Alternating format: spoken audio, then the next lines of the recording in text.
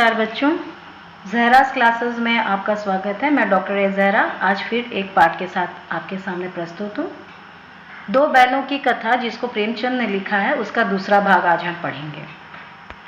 तो पिछले भाग में हमने पढ़ा था कि किस तरह से हीरा और मोती दो बैल झूरी के घर थे और जो बहुत आराम से रहते थे, लेकिन किसी कारणवश झूरी ने उन बैलों को अपने साले के यहाँ भेज दिया, अपने रिश्तेदारी में भेज दिया, ससुराल भेज दिया।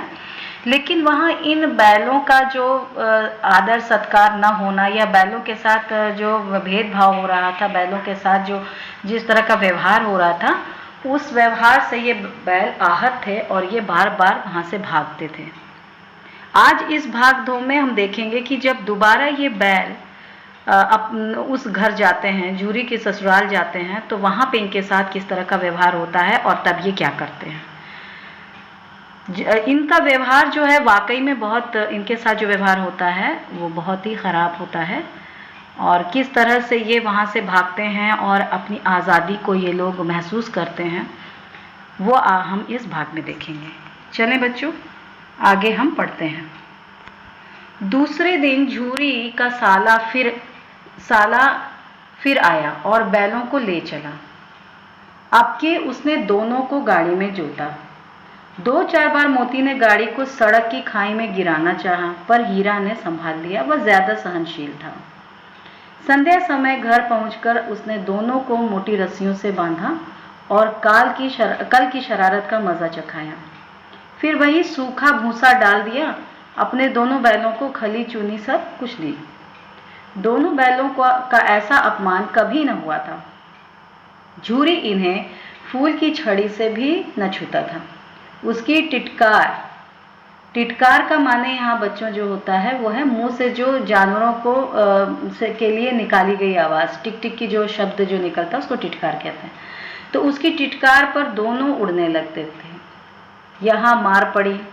आहत सम्मान की व्यथा तो थी ही, उस पर मिला सूखा भूसा। नांद की तरफ आंखें तक न उठाई। अब क्या हुआ बच्चों, जब वो दोबारा झूरी का साला फिर गया और इन बैलों को लेके वो वापस अपने घर जाने लगा। और जब घर जाने के दौरान रास्ते में मोती ने जो है वो गाड़ी को सड़क पे उतारने की कोशिश की, गिराने की कोशिश की, क्योंकि वो उनके साथ जाना नहीं चाहता था। लेकिन हीरा ने किसी तरह संभाला और शाम के समय ये लोग अपने घर पहुँचे।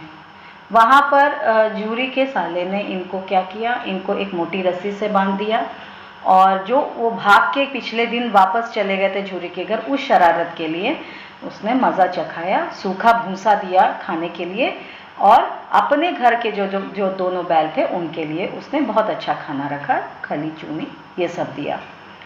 ये देख के दोनों बैलों को अपने अपमानित होने का बहुत ज़्यादा एहसास हुआ। क्योंकि उनके घर जो है, जो अपने मालिक के घर वो रहते थे, तो वहाँ पे कभी झूरी ने इनको छड़ी से भी नहीं छुआ था, फूल की छड़ी से भी, यानी कभी हल्के से भी इनको नहीं छुआ था, ना तकलीफ पहुँचाई थी। और जब भी वो टिटकारता था झूरी, तो दोनों बहुत आराम से खुश होते थे, उड़ने लगते थे उसकी आवाज़ से। और यहाँ क्या हो रहा है, यहाँ उनको मार पड़ रही है। और यहाँ पे सम्मान से तो वो लोग परेशान थे ही, सम्मान नहीं मिल रहा था, लेकिन साथ में उनको खाना भी सूखा मिल रहा था। इसीलिए जब उनके पास खाना परोसा गया तो उन्हें उसकी तरफ आंख उठा के भी नहीं देखा। दूसरे दिन गया ने बैलों को हल में जोता। अब दूसरे दिन देखते हैं क्या किया उन्होंने। गया ने बैलों को हल में जोता, पर इन दोनों ने जैसे पाँव न उठाने की कसम खा ली थी।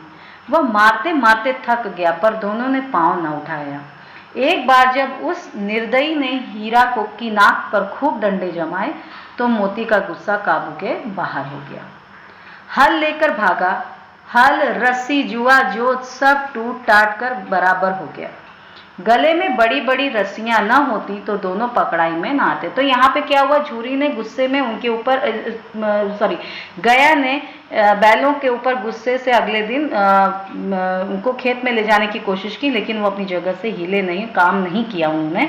इस पर जो है गया ने इनको मारना शुरू किया और बहुत मारा, और इतना मारा लेकिन फिर भी वो दोनों बैल जो हैं वो अपनी जगह से टस से मस नहीं हुए। लेकिन एक बार जब गया ने हीरा की नाक पे डंडे मारे तो मोती को गुस्सा आया। और इस गुस्से में वो सारी चीज़ें लेके दौड़ा, छुड़ा के भागा, लेकिन उनके गले में इस कदर की मोटी रस्सियां थी कि फिर पकड़ में आ गए दोनों। अब आप तो जानते ही हैं, पिछले ही भाग में आपने जाना कि दोनों एक दूसरे से मूक भाषा में बात करते थे। तो हीरा ने मूक भाषा में कहा भागना व्यर्थ है, यानी हीरा ने मोती से कहा कि भागो मत, बेकार है, ये हम पकड़े जाएंगे फिर मारे जाएंगे। मोती ने उत्तर दिया तुम्हारी तो इसने जान ही ले ली थी, अब की बड़ी मार पड़ेगी। तो यहाँ पे दोनों एक दूसरे से बात कर रहे हैं कि भागना नहीं। तो एक ने बोला कि इतनी मार पड़ी है कि ये तो जान ही ले लेंगे सब, लेकिन फिर भी आपस में बात करते हैं कि नहीं, अब की अगर भागे और पकड़े गए तो बहुत मार पड़ेगी। तो इसमें एक कहता है पढ़ने दो, बैल का जन्म लिया है तो मार से कहाँ तक बचेंगे। कहना तो सही है कि जब बैल का जन्म लिया है, मेहनत का काम करना है, तो मार तो खानी ही खानी है। गया 2 आदमियों के साथ दौड़ा आ रहा था, दोनों के हाथों में लाठियां हैं। मोती बोला कहो तो दिखा दूं कुछ मजा, मैं भी लाठी लेकर आ रहा है। हीरा ने समझाया नहीं भाई, खड़े हो जाओ, मुझे मारेगा तो मैं भी एक दो को गिरा दूंगा। तो यहाँ पे फिर दोनों देखते हैं कि उनको पकड़ने के लिए गया जो है 2-3 आदमियों को लेके आया है, डंडा लेके आया है। तो आपस में ये बात करते हैं कि देखो डंडा लेके आ रहा है, चलो इनको फिर मारते हैं हम। तो इस पे दोनों अपने आप को समझाते हैं कि नहीं, खड़े ही रहो, मारना ठीक बात नहीं है, लेकिन अगर दोबारा से मारेंगे तो हम फिर इनके ऊपर फिर से हम इनको मार के गिराएंगे। नहीं, हमारी जाति का यह धर्म नहीं है। मोती दिल में ऐड कर रह गया। तो हीरा समझाता है और मोती जो है वो मारने के चक्कर में होता है, लेकिन हीरा समझाता है उसको कि नहीं, है हम लोगों की जो जात है, जो हम लोग कर्मठ प्राणी हैं, मूक प्राणी हैं, तो हम लोगों की जो प्रजाति है उसमें ये इस तरह का धर्म नहीं है कि हम अपने मालिक को मारें। तो ये सब सुनने के बाद मोती का दिल में ऐड कर रह गया। गया आ पहुंचा और दोनों को पकड़कर ले चला। फिर से गया ने अपने साथियों के साथ इन दोनों को पकड़ के ले गया और कुशल हुई कि उसने इस वक्त मारपीट न की, मतलब इस बार उन लोगों को मार नहीं पड़ी, क्योंकि वो भी जानते थे कि ये बैल जो हैं ये गुस्से में हैं, ये दोबारा भी हमारे ऊपर हावी हो सकते हैं।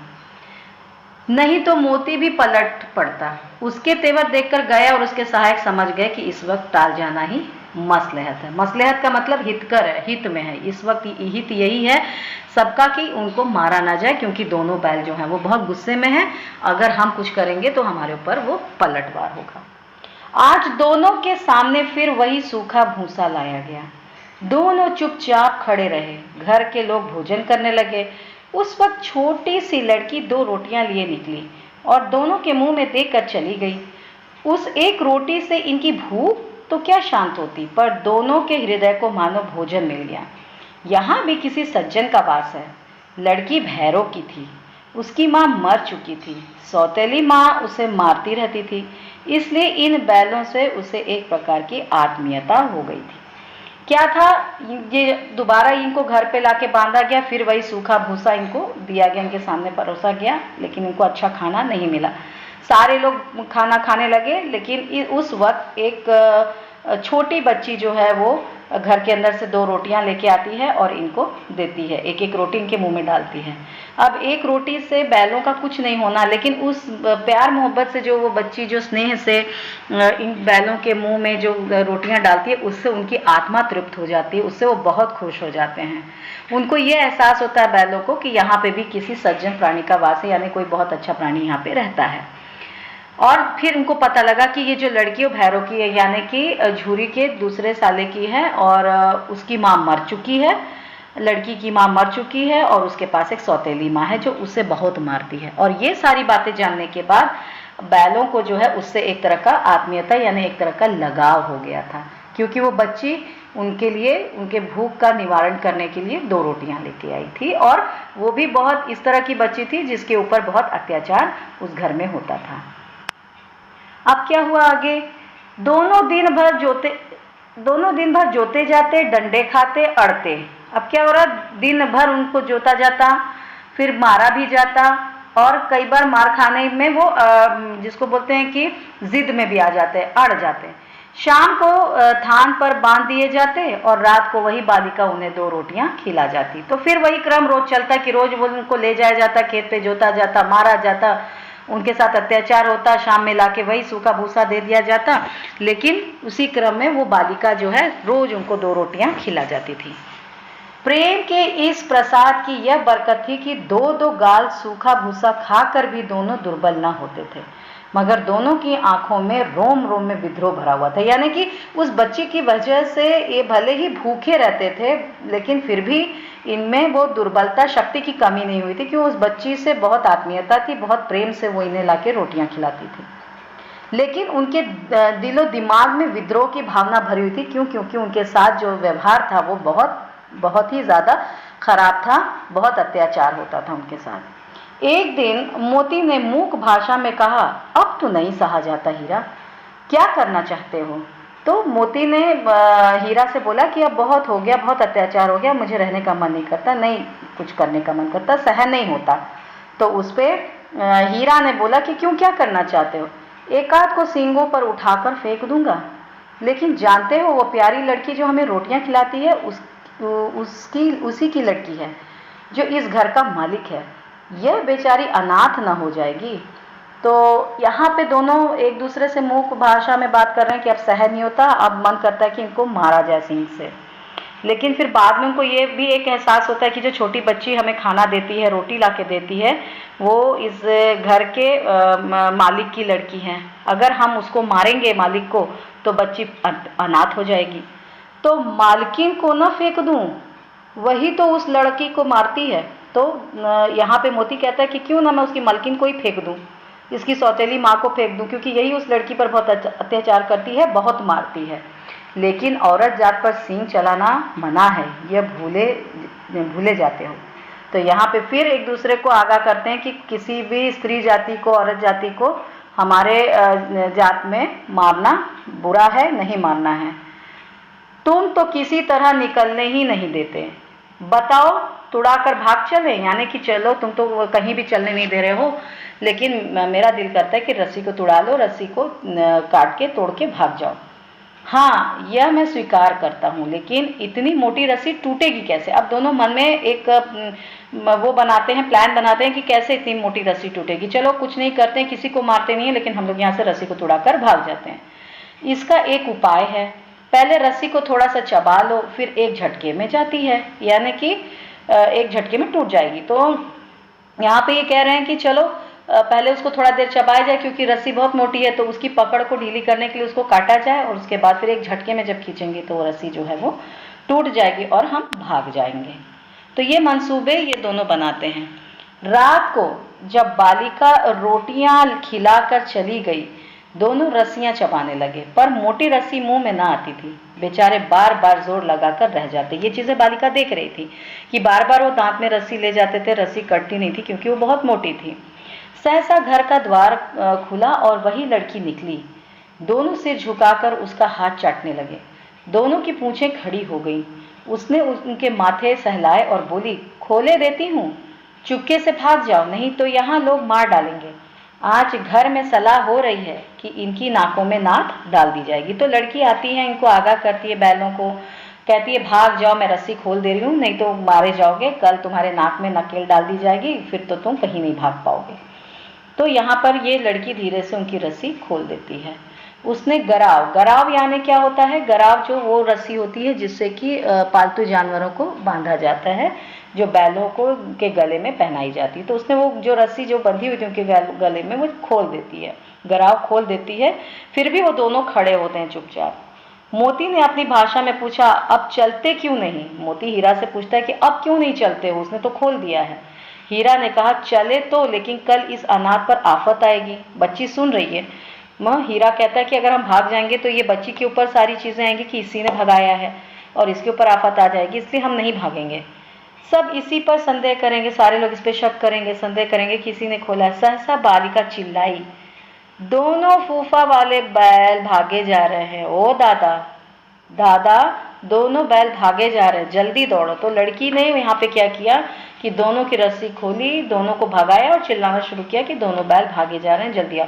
तो इस बच्ची की आवाज़ सुन के इन दोनों में बल आता है और ये दोनों वहां से भाग खड़े होते हैं। गया हड़बड़ा कर भीतर से निकला और बैलों को पकड़ने चला। गया निकला और वो भागना शुरू किया उसने कि मैं बैलों को पकड़ लेता हूँ।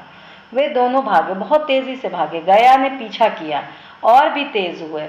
गया ने शोर मचाया, फिर गांव के कुछ आदमियों को भी साथ लेने के लिए लौटा। तो गया उनका पीछा करता है, लेकिन वो बहुत तेज भाग जाते हैं, तो दोबारा गांव लौटता है 2-3 आदमियों को साथ में लेने के लिए। दोनों मित्रों को भागने का मौका मिल गया। सीधे दौड़ते चले गए, यहाँ तक कि मार्ग का ज्ञान न रहा। वो इतनी तेज दौड़े कि उन्हें रास्ते का पता ही नहीं रहा। वो लगता है किसी गलत रास्ते पे चले गए। जिस परिचित मार्ग से आए थे उसका यहाँ पता न था। जो रास्ते से वो आए थे, जिसको उन्होंने पहचान लिया था, वो रास्ते का पता नहीं था, क्योंकि वो भाग खड़े हुए थे। बहुत तेजी से वो भागे और इसमें वो रास्ता भटक गए। नए नए गांव मिलने लगे। तब दोनों एक खेत के किनारे खड़े होकर सोचने लगे। मतलब इस क्रम में दौड़ते गए, ये भागते गए और उन्हें नई नई जगह, नए नए रास्ते दिखते गए और अंत में वो एक खेत के किनारे आके खड़े हो गए और सोचने लगे कि अब क्या करना चाहिए। हीरा ने कहा, मालूम होता है राह भूल गए हैं। तो हीरा बोलता, लगता है हम लोग रास्ता भूल गए हैं। तुम भी बेतहाशा भागे, वहीं उसे मार गिराना था। यहाँ पर एक दूसरे से फिर बात करते हैं और ये कहता है कि तुम जो है बहुत तेज भागे। बेतहाशा यानी बहुत तेज भागे, नाव देखना ना था, बहुत तेज भागना। तो बहुत तेज तुम भागे, भागने की जरूरत नहीं थी, वहीं गया को गिरा देना चाहिए था। उसे मार गिराते तो दुनिया क्या कहती। वो अपना धर्म छोड़ दें, लेकिन हम अपना धर्म क्यों छोड़ें। मतलब कि पलट के हम अपने मालिक पे वार नहीं कर सकते, ये हमारा धर्म है। तो वो भले ही इंसान अपना धर्म छोड़ दें, लेकिन हम अपना धर्म नहीं छोड़ेंगे। अब क्या हुआ कि दोनों भूख से व्याकुल हो रहे थे। खेत में मटर खड़ी थी, चरने लगे। रह रहकर आहट ले लेते थे, कोई आता तो नहीं है। तो जिस खेत के पास वो खड़े थे, भूख भी लगी थी, वहां मटर का खेत था, वो खाने लगे, चरने लगे। और रह रह के वो कान भी ध्यान देने लगे कि कहीं आहट तो किसी की नहीं आ रही, कोई आ तो नहीं रहा। इस तरह से वो सतर्क होने लगे। जब पेट भर गया, दोनों ने आज़ादी का अनुभव किया। अब दोनों आज़ाद हो गए, क्योंकि वो अपने हिसाब से खा सकते थे, जा सकते थे, अपने हिसाब से वो जो भी चाहते थे वो कर सकते थे। तो वो एक आज़ादी का जो था वो उसका एक अनुभव उनको होने लगा। तो मस्त होकर उछलने कूदने लगे, क्योंकि आज़ाद हो गए थे वो, तो उछलने कूदने लगे। पहले दोनों ने डकार ली, फिर सींग मिलाए और एक दूसरे को ठेलने लगे। यानी कि आज़ादी की खुशी में वो ये इस तरह की सारी चीज़ें करने लगे और वो अपनी आज़ादी को महसूस करने लगे। मोती ने हीरा को कई कदम पीछे हटा दिया, यहाँ तक कि वह खाई में गिर गया। तब उसे भी क्रोध आया, संभल कर उठा और फिर मोती से मिल गया। मोती ने देखा खेल में झगड़ा हुआ चाहता है, तो किनारे हट गया। तो इस तरह से दोनों एक दूसरे से लड़ रहे थे, झगड़ रहे थे, सींगे लड़ा रहे थे और अपनी आज़ादी का वो बहुत उससे लुत्फ उठा रहे थे, बहुत अपनी आज़ादी का अनुभव कर रहे थे। यहाँ इस इतने पोर्शन में लेखक ने बताया कि आज़ादी के क्या मायने होते हैं। और ये हर एक प्राणी का, चाहे वो जानवर हो, इंसान हो, ये सबका जन्म सिद्ध अधिकार है आज़ादी। कोई किसी के बंधन में रहना नहीं चाहता है। तो यहाँ पर ये पहला भाग जो है वो समाप्त होता है। इस तरह से दूसरा भाग समाप्त होता है। दूसरे भाग में आपने देखा कि किस तरह से इनका व्यवहार जो था, इनके साथ जो व्यवहार था, अत्याचारी व्यवहार था गया के घर, और ये किस तरह से वहाँ से निकलना चाह रहे थे और ये वहाँ से भाग चले। तो बच्चों, ये दूसरा भाग समाप्त हुआ। अब हम दोबारा फिर मिलेंगे तीसरे भाग के साथ। आपको इस भाग में सब चीज़ें समझ में आई हैं, उम्मीद करती हूँ।